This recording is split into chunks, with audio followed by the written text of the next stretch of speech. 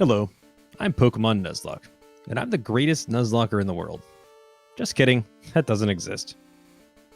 Do you find yourself staying up late at night, pondering about the world, why it is that you can't win a Nuzlocke? Are you sad and depressed because you just keep losing again and again and again? Or maybe you're just tilted? Well, then this video is for you, because today I'm going to talk about the top 5 mistakes that I see a lot of beginner Nuzlockers make. Starting with number 1, not knowing your type mix. So most people in general can understand that a water Pokemon can be used to put out a fire, or that a Pokemon like Geodude can be easily destroyed by an Ice Beam from a Jinx. However, this is not due to the fact that Geodude is a Rock-type Pokemon. It's actually due to its ground typing. Rock is actually very strong against Ice, which is why a Pokemon like Kabutops can destroy a Jinx. Yes, this does mean that you're going to have to study. And you might be saying, but Nuzlocke, there's 18 different types. How am I possibly going to learn everything? Well, you're just going to have to put in the work, because let me tell you, the light bulb will go on and things will click and you will become a better Nuzlocker. Here's a typing chart that I found to be very useful. Hopefully, it'll be the same for you. This brings us to mistake number 2, improper grinding. Let's consider 2 different situations. In situation number 1, you're playing Pokemon Red, you choose Bulbasaur as your starter, and you're grinding against wild Pidgeys. In this situation, Pidgey uses the move Gust, which is a normal type move in Generation 1. Let's consider a second situation. This time, you're playing Pokemon Fire Red, and you're choosing Bulbasaur as your starter, and you're grinding against wild Pidgeys. Except, in this scenario, Pidgey uses the move Gust, which is now a flying type move, and your Bulbasaur is no more.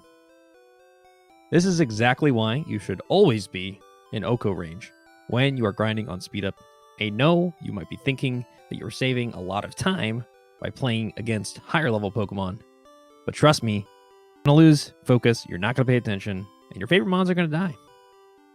Let's talk about mistake number 3, choosing the wrong team. I see a lot of Nuzlockers out there that just take their starter Pokemon and they focus on leveling it up as much as they possibly can. And while this does work to troll through the game, because you can beat anything if you're overleveled, it doesn't actually build your skills in Nuzlocker. And if you want to become a better Nuzlocker, you got to start to consider what Pokemon can be useful for each individual battle. And even if you are playing on level caps, unless you're hardcore Nuzlocking, you're just going to end up spamming potions. There's no fun in that. My recommendation is to prioritize bulky Pokemon for your Nuzlocke teams. What I mean by this is Pokemon that have good defense or special defense that can be switched in on if you're playing hardcore mode, or even if you're playing on switch mode. You want to be able to have Pokemon that can tank a hit, because a Pokemon like an Absol or an Alakazam will not always one-shot your opponent. As much as these Pokemon are nice, and I do like them, and they do have their place, they're very fragile, and they're very prone to getting killed. You're much better off with a big, bulky Pokemon like Snorlax.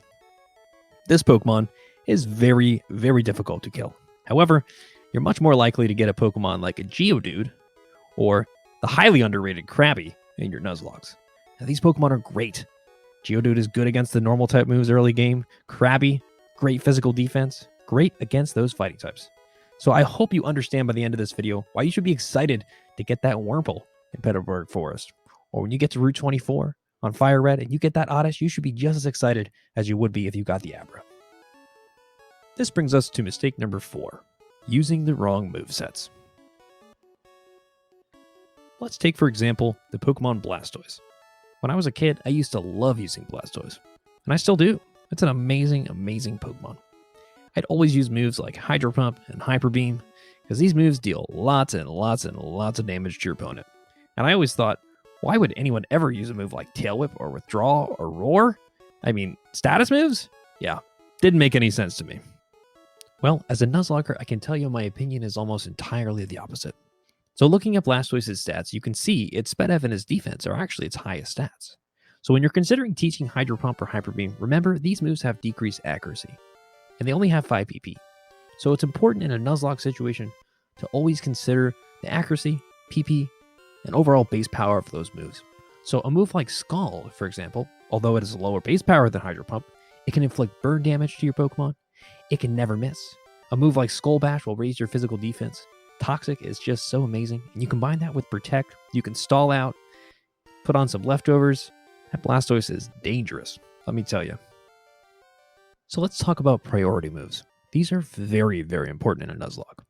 Priority moves are moves that go before your opponent. Regardless of speed stat, status conditions, doesn't matter.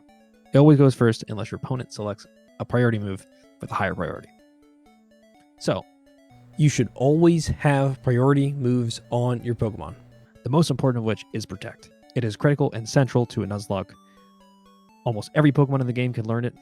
It will enable you to scout to see what move your opponent is going to use against you. When you combine it with held items like Black Sludge or Leftovers, buys you an extra turn of healing, or if you toxic your opponent, you can stall out for an extra turn or two. But keep in mind, when you're choosing your priority moves, consider the Pokemon that it's on, right? So, for example, Swellow is super, super fast. So Quick Attack is far less useful on a Swellow as it is on a slower Pokemon like Umbreon. This brings us to the fifth and final mistake in this video, not using held items. Recognize this Pokemon? Yeah, that's a Golbat. I'm sure many of us have great and just splendid, fond, amazing memories of the wonderful Toxic, Confuse Ray, Hypnosis spams that Golbats do. Well, newsflash, that's what Golbats do. That's what they've always done. That's what they always will do. It is not rocket science, folks. The game invented berries for a reason. Cultivate them and put them on your Pokemon. Simple. Held items? Yeah. Pretty important. That's why there's a lot of them. So please, don't spend your days staring at the berry bushes, wondering, what should I do? It's simple. Go pick them, grow them, save them, and use them. And you will become an amazing Nuzlocker if you do.